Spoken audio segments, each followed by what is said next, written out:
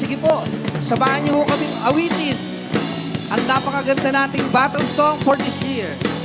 Hallelujah! Praise your name, O God!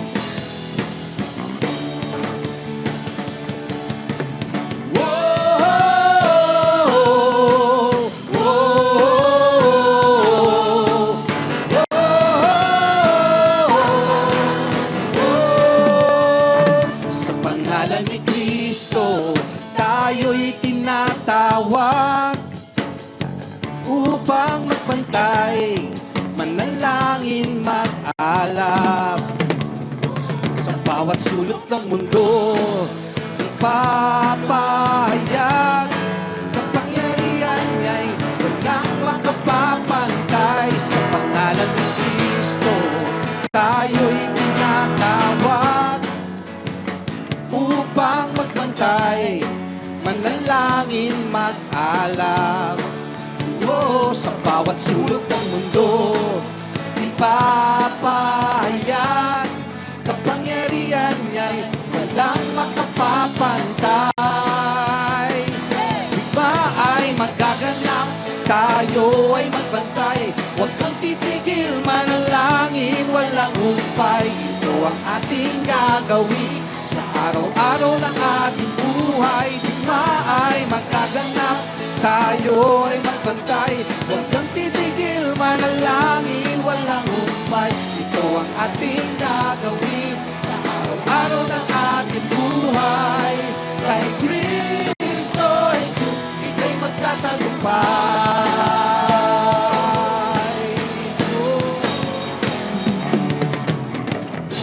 Mga bansa'y magpipinat, mga kahari ay babagsak, ngunit tayo'y matatag, handang magmamatsyag. Lahat tayo'y magpupuri, tayo'y magpupuri, magliliyaban, magdidinig. Digma ay magaganap, tayo ay magbantay. Huwag kang titigil, manalangin, walang humpay. Ito ang ating gagawin sa araw-araw ng ating buhay. Digma ay magaganap, tayo ay magbantay. Huwag kang titigil, manalangin, walang humpay. Ito ang ating gagawin sa araw-araw ng ating buhay. Kay Kristo Jesus, ika'y magtatagumpay. Let's all claim it. Kay Kristo Jesus, ika'y magtatagumpay. Lahat ng mga nagtagumpay. Kay Kristo Jesus, ika'y magtatagumpay.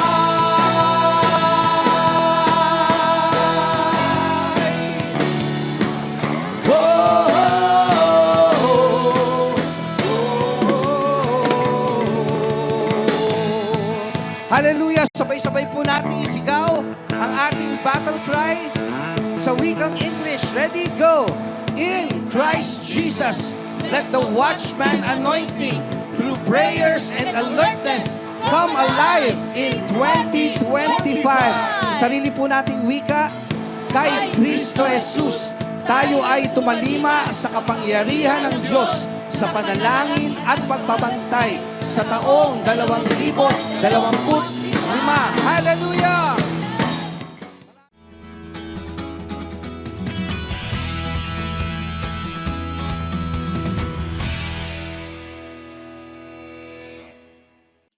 Itong buwan ng Pebrero, sa buong mundo ay pinagdiriwang ang Araw ng Puso o Valentine's Day. Maganda pong maalala natin ang ating mga puso sapagkat napaka-importante po nito sa ating buhay, mapapisikal man o maging emotional. Bago po natin ituloy ang ating usapan ay pusuan muna natin ang mga sumusubaybay sa atin ngayon. Salamat po sa inyong pagsama sa atin dito sa Thursday celebration. Tuwing Thursday ay meron tayong date. Ang programang ito ay hatid sa atin ng JCSGO o ng Jesus Christ Saves Global Outreach Full Gospel Church. Maaari po kayong mag-chat sa amin. Please paki-share niyo na lang po and huwag niyong kalimutan to like, ayan. Nais nating bumati sa mga masugid nating mga taga-subaybay dito po sa ating programang Thursday Celebration. Kamusta po ang ating mga global families? Metro Manila South Region families, Metro Manila North Region, Central Church, Regions 1, 2, 3, 4, 5, 6, and 12. Salamat po sa pagsama ninyo sa amin sa araw na ito. Praise God! Especially ang ating mga first-time viewers, kung first time lang po kayong naka-tune in dito sa programa natin, welcome po sa bawat isa sa inyo. We pray matapos po ninyo itong programa para lalo kayong mabless ng Panginoon. So ngayon naman po ay mananalangin tayo para sa ating bayan. Ama, sa pangalan ng iyong anak na si Jesus, kami po ay lumalapit sa inyo at nagtitiwala na mahal niyo po ang aming bansa. Tinatag mo kami para sa isang kadahilanan. Alam mo ang katangian naming mga Pilipino. Pagpalain niyo ang aming gobyerno, hayaan po ninyong sila ay maging tapat sa pagkatawag ninyo sa kanila. Hayaan ninyo pong magkaisa sila sa damdamin at pagmamahal nila sa bansang Pilipinas. Tulungan niyo po ang aming mga kabataan. Mamulat sila sa gospel o mabuting balita. Magkaroon sila ng magandang kinabukasan at buhay. Hinihiling po namin sa inyo ang kabuhayan ng mga Pilipino. Wala na pong magugutom at mapapariwarang buhay. Hayaan po ninyo ang inyong mabuting balita ay makaabot sa Luzon, Visayas at Mindanao. Cover us with your power and protection. Sa pangalan mo, Panginoong Jesus. Amen. Amen. Praise God. So, tignan po natin at basahin natin ang Filipos chapter 2 verses 1 to 5. Inulat po doon ni Pablo, si Pablo pong sumulat dito, "Hindi ba't masigla kayo dahil na kay Kristo kayo? Hindi ba't masaya kayo dahil alam ninyong mahal niya kayo? Hindi ba't may mabuti kayong pagsasamahan dahil sa banal na Espiritu? At hindi ba'y may malasakit at pag-unawa kayo sa isa't isa? Kung gayon, kung ganoon, nakikiusap ako na lubusin na ninyo ang kagalakan ko. Magkasundo kayo at magmahalan at magkaisa sa isip at layunin. Huwag kayong gumawa ng anumang bagay dahil sa makasariling hangarin o sa paghahangad na maitaas ang sarili. Sa halip, magpakumbaba kayo sa isa't isa at ituring na mas mabuti ang iba kesa sa inyo. Huwag lang ang sarili ninyong kapakanan ang isipin ninyo, kundi ang kapakanan din ng iba. Dapat maging katulad ng kay Kristo Jesus ang pananaw ninyo. Philippians chapter 2, Filipos 2 verses 1 to 5. So wikang English po. Therefore, if there is any consolation in Christ, if any comfort of love, if any fellowship of the Spirit, if any affection and mercy, fulfill my joy by being like-minded, having the same love, being one accord, of one mind, let nothing be done through selfish ambition or conceit. But in lowliness of mind, let each esteem others better than himself. Let each of you look out not only for his own interests, but also for the interests of others. Let this mind be in you, which was also in Christ Jesus. Philippians chapter 2, verses 1 to 5.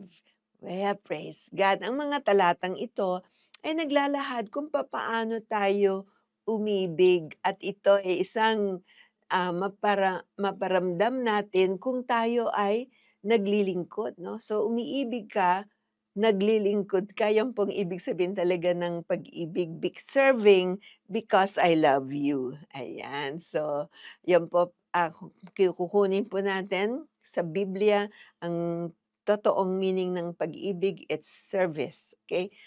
Harapin natin na isa sa pinakamalaking hamon sa pagsasama ng mag-asawa o magsinirog ay ang tendency na isipin ng higit ang sarili kaysa sa kabiyak. Ang ibig sabihin, para parati mo na, ako ang dapat mong sisilbihan, ako dapat, akong hari, akong bida, 'di ba? Nakakalimutan na yung kabiyak. Yung mga dati nating ugali na nanggaling sa ating sinful nature ay tinutulak tayo na isipin parati ang sarili. Una, 'di ba? Una, pangalawa at parati na lang sarili ang nauuna. Subalit hindi po gano'n ang nais ng Diyos sa ating relasyon, lalong-lalo na sa mag-asawa. Sa totoo lang po, isa sa ginawa ng Panginoon Kristo bago siya napako sa krus para sa ating mga kasalanan. Alam mo yung ginawa niya?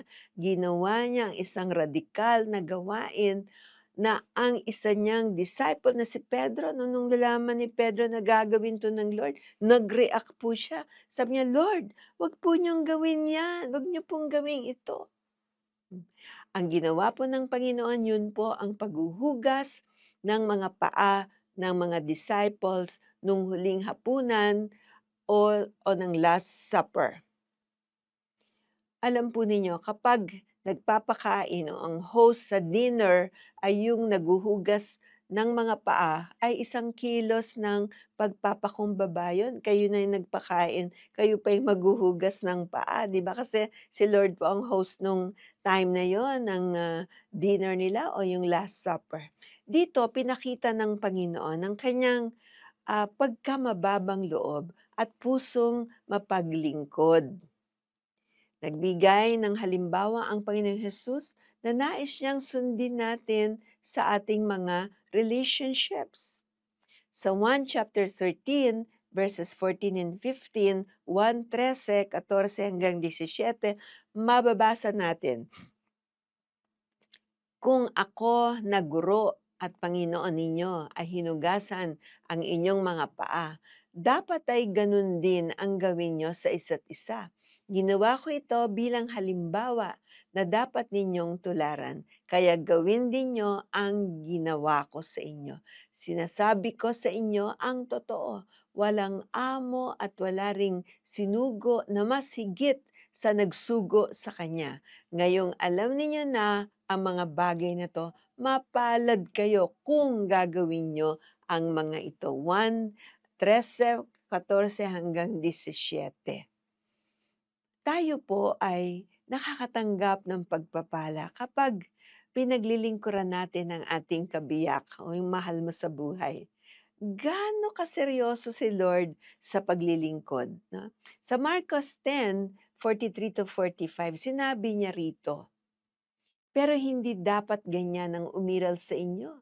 Sa halip, ang sino man sa inyo na gustong maging dakila ay dapat maging lingkod ng lahat. At ang sino man sa inyo na gustong pinuno ay dapat maging alipin ng lahat.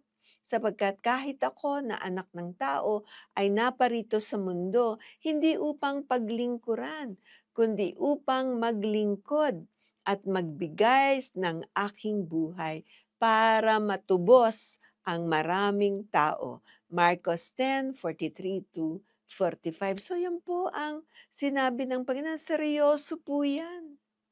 No, na siya ay isang servant leader. No? Siya ang leader pero isa rin po siyang servant.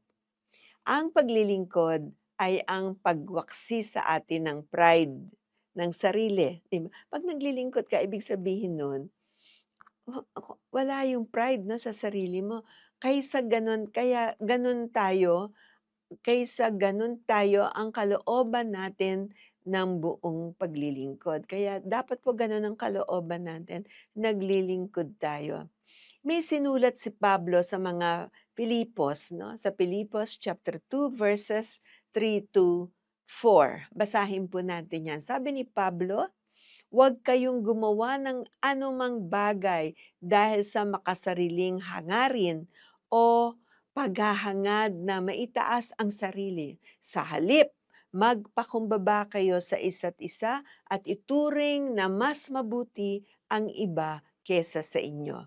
Huwag lang ang sarili ninyong kapakanan, ang isipin ninyo kundi ang kapakanan din ng iba. Filipos chapter 2 verses 3 to 4.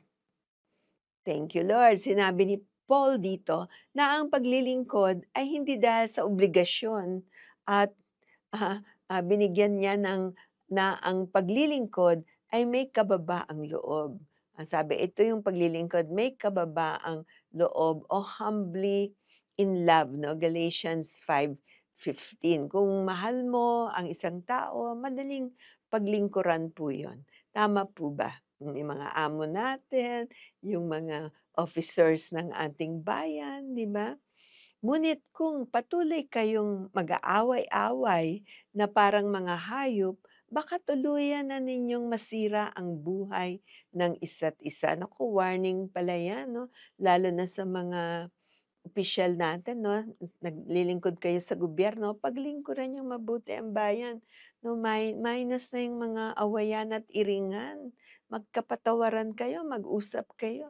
Kailangan ba lahat 'yan, i-publish? Siyempre yung mga gawa ng corruption talaga pong ma-e-expose 'yan, pero ang Lord po ang tunay na judge at siya ang, mag-e-expose ng lahat ng ito. Bilang mga mananampalayat pananampalataya or believers, minsan mahirap na umibig at maglingkod, yung sabay. Mabuti na lang na hindi tayo iniwan ng Diyos na mag-isa natin itong gagawin. Kasi mahirap ano yun, parati kang naglilingkod parang ang feeling mo, hindi ako pinaglilingkuran, ako lingkod lang ako ng likod. Posible lang tayong mangyari ito, no? Sa pamamagitan ng kapangyarihan ng banal na espiritu, tutulungan niya tayo.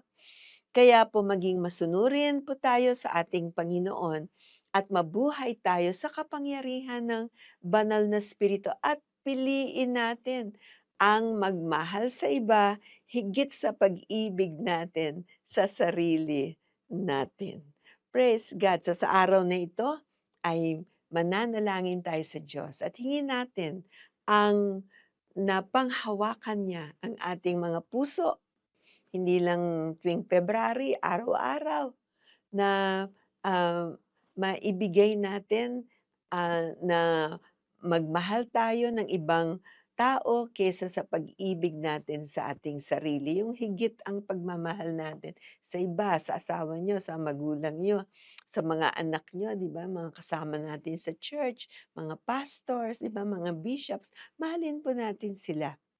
Maging mapaglingkod tayo kahit nasa maliit o malaking acts of service o paglilingkod. Alam niyo po yung merong gift ng paglilingkod, yung service ba na kahit hindi mo na yan sabihan, 'di ba gagawin nila na nakikita nila na pangangailangan. Salamat po. So ito po yung tunay na mensahe ng pag-ibig. Hindi ka puwedeng umibig na hindi ka naglilingkod. Hello? Ano ano kaya yun, 'di ba, puro pakabig na dapat ay nagbibigay din po tayo. So tayo po ay manalangin. Ama, sa pangalan ng Panginoong Hesus ay humihingi po ako ng wisdom o karunungan, patience, compassion, love and joy para maglingkod sa aking kabiyak. Maglingkod ako sa mga taong, pinaglilingkuran ko, Panginoon. Tulungan niyo po ako, Panginoon, ng magkaroon ng kagaya ng mindset mo. Unahin ko ang mga pangangailangan ng aking kabiyak kaysa sa akin. Araw-araw ninyo akong turuan kung papaano kong pinakamainam na paglingkuran ang aking mga mahal sa buhay. Sa pangalan mo, Panginoong Hesukristo, amen. Amen. So, napakagandang mensahe po 'yan ng Biblia tungkol sa pag-ibig. So, 'pag tayo pa'y naglilingkod sa bawat isa, hindi naman 'yan one-sided 'no. Siyempre yung katuwang mo, yung asawa mo, naglilingkod din sa'yo, ikaw naglilingkod din sa kanya. Ang ganda ng buhay. Po yung, friction, yung awayan nila. Ngayon, magagawa lang po natin 'to kung meron tayong, pag-ibig ng Diyos sa ating buhay. Papaano po natin matatanggap ang ating Panginoong Kristo at ang kanyang pag-ibig? Unang-una, tayo po ay, magdedeklara, iko-confess po natin 'yan sa ating bibig mula sa ating puso. Sabi po sa Bible na kung ipapahayag mo na si Jesus ay Panginoon at sasampalataya ka ng buong puso na muli siyang binuhay ng Diyos, maliligtas ka sapagkat tinuring ng Diyos na matuwid ang taong sumasampalataya sa Kanya ng buong puso. At kung ipapahayag niya na siya ay sumasampalataya, maliligtas ka. Roma chapter 10 verses 9 and 10. So, kung narinig po natin ang gospel, naintindihan natin, Lord, kailangan pala kita sa buhay ko para talagang maranasan ko yung pag-ibig, no? Hindi fake lang yung pag-ibig, no? Pag maganda ang panahon, umiibig, pag wala na, hindi na rin iibig, di ba? Pag may pera, umiibig, pag wala ng pera, goodbye, ano? Gusto nating makamtam yung tunay na pag-ibig na dala-dala ng ating Panginoong Hesus. Paano natin makukuha yan?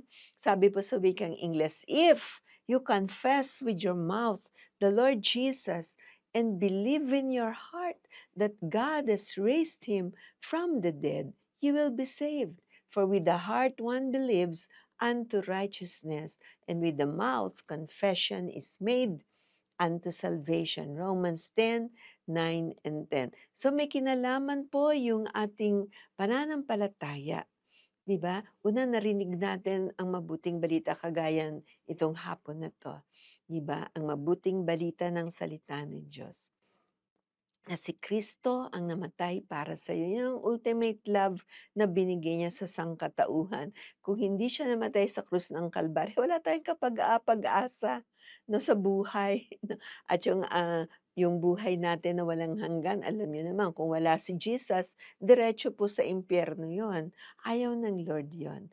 Okay, kaya tayo po'y binibigyan ng pagkakataon sa napakaraming pagkakataon na siya'y makilala at siya'y maanyayahan sa ating puso. So, nais niyo po yan, magkaroon tayo ng personal na relasyon sa Panginoon. Tayo po ay manalangin. Sumunod po kayo sa panalangin ito. Sabihin niyo, Ama, sa pangalan ni Jesus, ako po ay lumalapit sa iyo.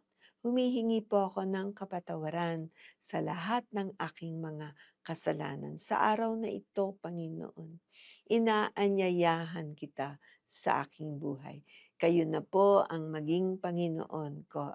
I declare, sinasabi ko na kinikilala kitang Panginoon ng aking buhay. Salamat po, Lord. Ako po'y nananalig na ikaw ang anak ng Diyos, nagkatawang tao, namatay sa krus ng Kalbaryo. Inilibing, subalit pagkalipas ng 3 araw, ikaw ay nabuhay na muli at buhay magpakailan. Paman, tulungan niyo po ako, Panginoon, sa araw-araw kong pamumuhay. Makilala kita, Lord. Makasunod ako sa iyo. Sa pangalan mo, Panginoong Jesus, Amen. Amen. Kung ginawa mo yan, ang sabi sa Biblia, ikaw ay naligtas.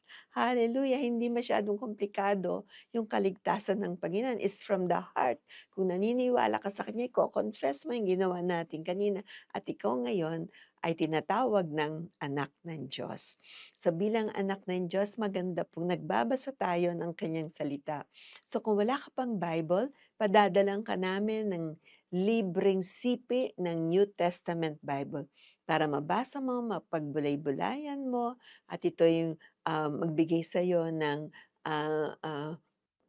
paglago, no, sa salita ng Diyos. So, mamaya po, nandiyan ang ating address. Makita niyo lang yung address or mag-chat po kayo para nang sa ganun ay mapadalan po namin kayo ng inyong libreng sipi ng New Testament Bible.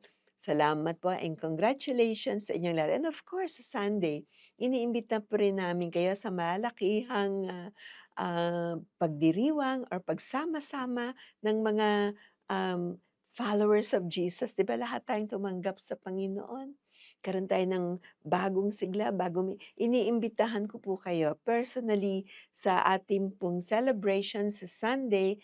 Ang address po sa Jesus Christ Saves Global Outreach, 156 15th Avenue, Barangay San Roque, Cubao, Quezon City, 9:00 ng umaga. Kung malapit-lapit kayo nakatira dito, tara na po, punta po kayo, invited po namin kayo sa darating ng Sunday and you will experience the presence of the Lord. At saka maririnig niyo yung uncompromised word of the living God, 'no, yung salita ng Diyos na ay nilalagay niya sa ating mga puso. Tayo po ay sisigla, tayo ay lalago. Thank you, Lord. So magkita-kita po tayo sa darating na Sunday. Praise God. So, ang susunod pong episode sa episode natin ay ang prayer for healing, 'no? Yung pagpe-pray po natin para, ang bawat isa ay makatanggap ng kagalingan mula kay Kristo. Isaiah 53:5. Ang totoo, sinugatan siya dahil sa ating mga pagsuway.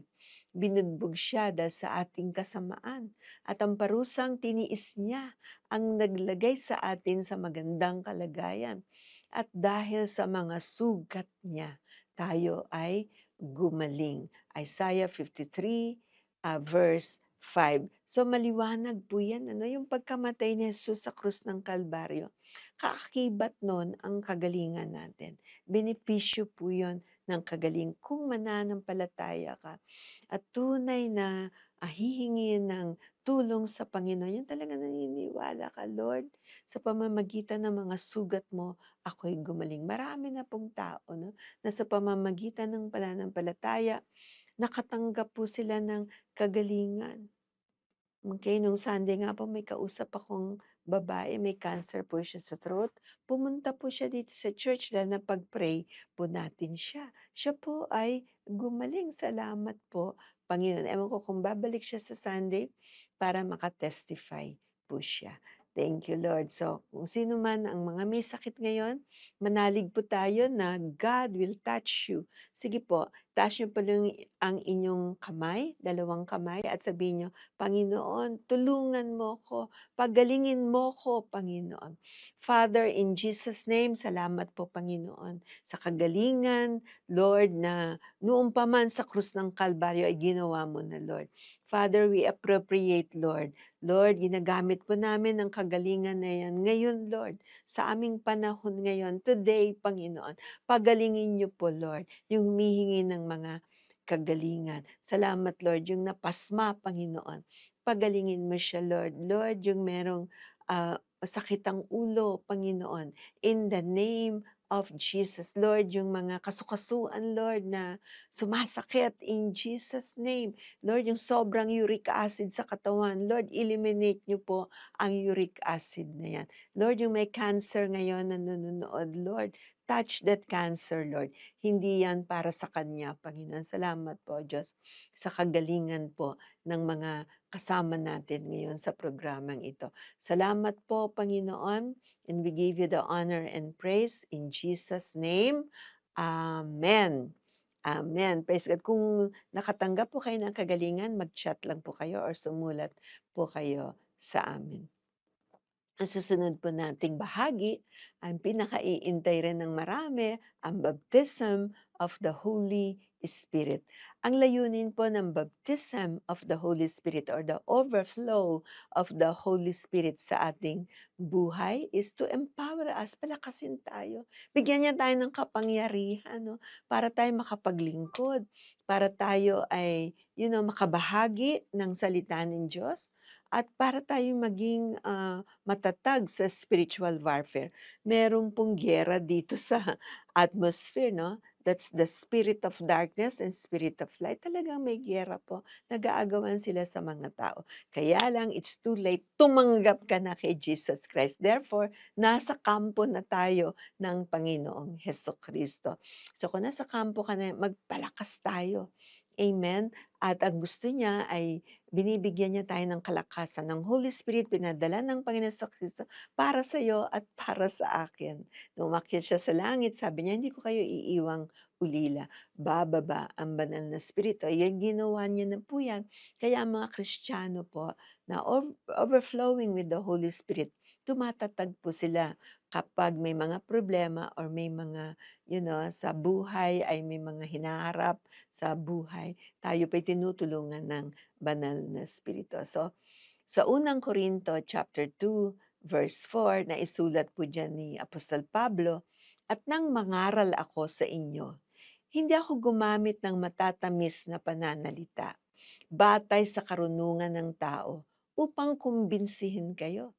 Sa halip, pinatunayan ng banal na Espiritu ang aking pangaral sa pamamagitan ng kanyang kapangyarihan." Unang Korinto chapter 2 verse 4. Okay, so yan maliwanag po no, na ang banal na Espiritu ang nagbibigay sa atin ng kapangyarihan, 'di ba? Ang salita ng Diyos ay dinadala ng banal na Espiritu sa atin. Tayo naman ay inilapit niya sa ating Panginoong Hesukristo. Marahil hindi ka manonood ng programang kagaya nito kundi dinala ka ng banal na Espiritu. I'm sure of that, 'di ba? So, ito na ang iyong panahon, ito na ang time mo. Salamat at tinanggap mo ang Panginoon kanina. So, paano natin matatanggap ang overflow ng Holy Spirit sa ating mga buhay? Unang-una ay kailangan pong naisin natin. Let's desire for the power of the Holy Spirit sa atin. Kasi marami pong mga Kristiyano, no? Hindi nila kilala ang banal na Espiritu, parang sa pangalan lang. Pero ang banal na Espiritu is the living God today. Natapos po yung dispensation ng God the Father, ng God the Son, ng our Lord Jesus Christ. Natapos niya yung mission niya. Ngayon po, it's the ministry of the Holy Spirit. Kaya kinakailangan po na kilala natin siya, imbitahin natin siya sa buhay natin araw-araw. So una, you have to desire it. Pagkatapos pa i-surrender natin lahat yung mga nakasiksik diyan ng mga, hindi ka nais-nais na memorya natin or yung mga sama ng loob natin, bitterness natin, i-surrender na po natin lahat sa Panginoon. Nang sa gano'n, the Holy Spirit, can dwell in our, dito po sa spirit natin sa may stomach, okay. At yan po ay mag-o-overflow sa atin. Kaninang tinanggap mo si Jesus Christ, sumama na po ang banal na Espiritu do'n. So right now, we're asking Him to overflow. Yung overflow na yon, yun po ang kapangyarihan ng banal na Spirit. Binabaptize ka, nilulublob ka sa kanyang kapangyarihan. Praise God. At yan po ang pinakamagandang mangyari sa ating buhay. Kasi haharap tayo, hindi naman ibig sabihin kung tinanggap na natin si Lord, Christian na tayo, wala na tayong problema. Minsan nga pa may mga problema pa diyan, 'di ba? Pero pagkasama natin ang Holy Spirit, He always help us, 'di ba? Talagang tinutulungan niya tayo. Tutulungan niya tayo, humingi tayong tulong, tutulungan tayo ng Panginoon. So kung ready na po kayo, tatanggapin po natin ang banal na Espiritu through prayers sa pag-imbita ninyo. At pagkatapos may bonus pa po siya, no? Puwede niyong tanggapin ang prayer in tongues. Ito po yung iba't ibang wika sa panalangin, 'no, hindi ito po English, hindi Tagalog. Puwede itong ibang, wika, halimbawa Spanish or English or mga tribal languages po, 'no. 'Pag napuspos tayo ng banal na spirit, nag-overflow siya, yan po ay kasama, nagiging prayer language mo yan. Kung tayo mananalangin, mag-pray ka in the spirit, kasi minsan yung Tagalog naubusan ka, Ingles na-nosebleed ka pa, 'di ba? Kaya ang pinakamaganda ay ang prayer in the spirit. Ako, I can only pray sa English mga siguro 5 minutes lang, nauubusan na. Tsaka minsan sa Tagalog naman ay nauubusan din po ako. Pero when I pray in the spirit, nakaka-pray po ako 1 hour, 2 hours, tuloy-tuloy po ang panalangin ko. At ang panalangin na yan dinadala ng Holy Spirit sa trono ng Diyos at siya rin ang nagbababa ng mga sagot galing sa Panginoon. Praise God. Isn't that God good? 'Di ba? Napakabuti po talaga ng Diyos. Sige po, so mag-ready na po tayo. Ang bawat isang nais tumanggap ng kapuspusan ng banal na Espiritu, ng overflow ng Holy Spirit sa ating buhay. Sumunod po kayo sa panalangin ito. Sabihin ninyo, Ama, sa pangalan ni Jesus, salamat po Panginoong Jesus sa pagpapadala mo ng banal na Espiritu sa amin, sa aming mga panahon ngayon. Lord, nais ko pong makatanggap ng overflow ng Holy Spirit. Matulungan niya ako sa araw-araw kong pamumuhay bilang Kristiyano. Salamat po, Panginoon. Ngayon po, mag-ready na kayo. I will minister the prayer of the baptism of the Holy Spirit. Father, in Jesus' name, marami pong salamat sa bawat isang nagnanais. Lord, magkaroon ng overflow of the Holy Spirit sa kanilang buhay. Ang mga Kristiyanong ito, Panginoon, O God, Lord, nais mo silang palakasin, palaguin, O God, at bigyan sila, Panginoon, ng divine protection sa kanilang buhay. Thank you, Lord. Mag-ready na po sila sa pagtanggap ngayon. I pray that the Holy Spirit will overflow sa buhay niyo. Receive that overflow of the Holy Spirit sa mga buhay ninyo. Tanggapin niyo yan, ang overflow. Lord, touch them, Lord. In Jesus' name, Amen. Amen. Amen. So, salamat po, Panginoon, na hindi mo pinagkait ang banal na spirito sa aming mga buhay. Thank you, Lord. Hallelujah. And Father, sa lahat po ng mga nakatanggap ngayon, Father, I pray, Lord, pangangalagaan niyo po sila. Yung pa-practice nila, Panginoon, yung speaking in tongues, meron pong mga syllables na ilagay sa inyo si Lord, ilabas niyo lang po sa bibig niyo yan, galing sa puso. Halimbawa, yung la, la, la, la, la, la. Sige po, sabihin niyo ng mabilis ngayon. La, la, or ma, ma, ma, kung anong mga syllables na binigay sa inyo. Yan po ay magiging isang prayer language po ninyo. Amen? So, napaka-precious po niyan sa ating buhay. Kasi minsan wala ka nang mapuntahan or minsan gulong-gulo ka na or minsan sumasama ng loob mo. Di mo alam ang gagawin mo. Pray in tongues. Kung meron kang takot, pray in tongues. Amen. Sa umaga pa lang, pray in tongues na po tayo. Salamat po, Panginoon. Yung mga nakatanggap po, get in touch with us. Sabi mo, nakatanggap ako sa banal na spirito ngayon. Amen. Thank you, Lord. Ngayon po ay dadako na tayo sa isa ring popular na ating segment dito, ang generous giving. Iniintay-intay po natin 'to every Thursday sa 2 Corinto chapter 9 verses 7 to 8. Ang bawat isa sa inyo ay magbigay ng ayon sa sariling kapasyahan, nang walang pag-aatubili at hindi sa pilitan, dahil mahal ng Diyos ang mga nagbibigay ng may kagalakan at magagawa ng Diyos na ibigay sa inyo ang higit pa sa inyong mga pangangailangan para sa lahat ng panahon ay maging sapat kayo sa lahat ng bagay at lagi ninyong matutulungan ng iba. 2 Corinto chapter 9 verses 8 to 9. Sabi dito, so let each one, sa English po, give as he purposes in his heart, not grudgingly, nor of necessity. For God loves a cheerful giver, and God is able to make all grace abound toward you, that you, always having all sufficiency in all things, may have an abundance for every good work. 2 Corinthians 9:7 to 8. So ibibigay po ng lahat kung tayo may sayang nagbibigay. Si Lord ang magbabalik sa atin thousandfold pa para makagawa tayo ng mabubuting bagay, makatulong tayo sa ating mga kapwa. Di ba? Napakabuti po ng Diyos. At maraming salamat po sa lahat ng mga partners namin dito sa Thursday celebration, yung nagbibigay po ng kanilang offerings para po lalo nating mapalawak ang ating broadcast, nagpapadala ng stars, di ba?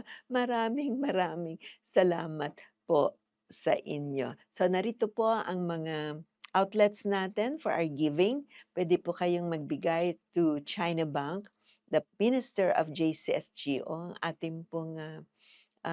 ating pong account is 113000005605, the Minister of JCSGO. Ganun na rin po sa Metro Bank, the Minister of JCSGO, 473-3473-738326. And meron din po tayo, the Minister sa Union Bank, the Minister of JCSGO, 000-150028404. And of course, ang pinaka-popular po sa pagbibigay dito po sa programa natin ay yung GCash. At yan po ay nasa pangalan ng ating accountant na si Gary Tolentino. Ang number po ng GCash natin is 0915064746. Lahat po yan ay secured na diretso po yan sa atin dito sa ating Thursday celebration. So no worries po. And maraming salamat again sa mga partners po natin. Itong buong taon na to, I pray for your awesome blessings na makarating po sa inyo dahil nakikipag-partner kayo sa programang ito ng Thursday celebration. Thank you po. So, para po sa ating mga announcements, importante po na pinapagpatuloy natin ang household salvation. No? Ito po yung prayers natin para sa mga kamag-anak natin na wala pang personal na relasyon sa Panginoon. Marahil dami nilang religion, pero pagdating sa relasyon, wala pa po. Kaya pinagpe-pray po natin sila, pamilya na masumpungan nila ang kaligtasan and the salvation galing sa ating Panginoong Hesukristo. Household salvation po yan. And of course, ongoing po ang first fruits offering natin. Sabi po sa Proverbs 3, chapter 3, verse 9, parangalan mo ang Panginoon sa pamamagitan ng paghahandog sa Kanya ng mga unang bunga ng iyong ani. Kawikaan 3:9. Nagdadala po tayo ng special offering, first fruit offering, medyo masakit ng konti, 'di ba? Puwedeng ibigay mo yung isang araw mong wage or isang linggo, isang buwan, isang taon. Puwede po natin yang i-offer nanggaling sa ating puso. Okay? So, dali niyo po 'yan dito sa Sunday para maihulog po natin sa offering box po natin. So, ang first fruit offering ay nag-i-ensure sa atin ng buong taon from January to December na meron tayong financial blessings na darating. Hindi ka magkukulang. Yung mga utang mo mababayaran mo na at hindi ka na mangungutang, 'di ba? Ang ganda po, 'di ba? At lahat ng supply ng Panginoon kaya niya niyang ibigay sa atin. Yan po ang pinanghahawakan natin 'pag tayo po ay nagbibigay ng first fruit offering. Thank you, Lord. Praise God. So, on Sunday, February 9, 2025, may special guest speaker po tayo na nanggaling sa California, USA, si Sister Lanelle Canis Tracy. Siya po yung anak ng aming spiritual father na si Emmanuel Canis Tracy na yumao na po last month. Okay, so yung anak niya po ay preacher din po siya. So she will come and minister to us February 9 at 9 a.m. Sunday po yan, 9 a.m. February. Huwag po kayong mawawala. And of course, ikaw lamang at wala nang iba. Yan po ang ating Valentine Dinner Special. Okay, dito po yan. February 14 po yan, Valentine's Day. I-date nyo naman yung asawa ninyo. Praise God. Dito po yan sa JCSGO Central Hall, 156 15th Avenue, Cubao, Quezon City. 6:30 po. Ang tickets po natin, dinner tickets ay 250 lang po. Come and be blessed. Ilabas mo nga ulit yung poster, Kevin. Okay, so ayan po, paki-reserve po kasi limited po yung mga seats natin. So please reserve early, tumawag kayo or pumunta kayo dito, magpa-reserve po kayo sa Sunday. Uumpisa na po namin ang pagbibigay ng mga tickets o pagbebenta ng mga tickets. So huwag kayong mawawala, ikaw lang, wala nang iba. Central Hall is a Valentine's presentation, okay, 6:30 ng gabi. Ito po yan sa 156 15th Avenue, Cubao, Quezon City. Okay, so maraming salamat. Ang kita-kita po tayo doon. Dali niyo po ang inyong mga kabiyak sa special date with the Lord.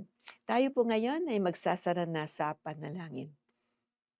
Pagpalain kayo ng Panginoon, ipakita ng Panginoon ang kanyang kabutihan at awa sa inyo at malugod ang Panginoon sa inyo at bigyan niya kayo ng mabuting kalagayan. The Lord bless you and keep you. The Lord make his face shine upon you and be gracious to you. The Lord lift up his countenance upon you and give you peace. Numbers 6:24 to 26. Lord, marami pong salamat na pinagsama-sama mo kami sa programang ito, Lord, ng Thursday celebration. Pagpalain mo ang bawat isa, Panginoon. Thank you, Lord, na ikaw po ang nangunguna sa amin, Lord. Hayaan mo ang pag-iibig mo ay maparamdam din namin, Lord, yung pagmamahal namin sa aming kapwa. Especially, Lord, yung pag-ibig ng sa pamilya, Lord, ang mga mag-asawa, ang mga anak, Lord. Salamat po, Diyos. Bless us this whole month of February, Lord. Tinatanggap namin ang mga pagpapala mo sa buong buwan ng Pebrero at binibigay namin sa iyo lahat ng papuri at pasasalamat sa pangalan ni Jesus.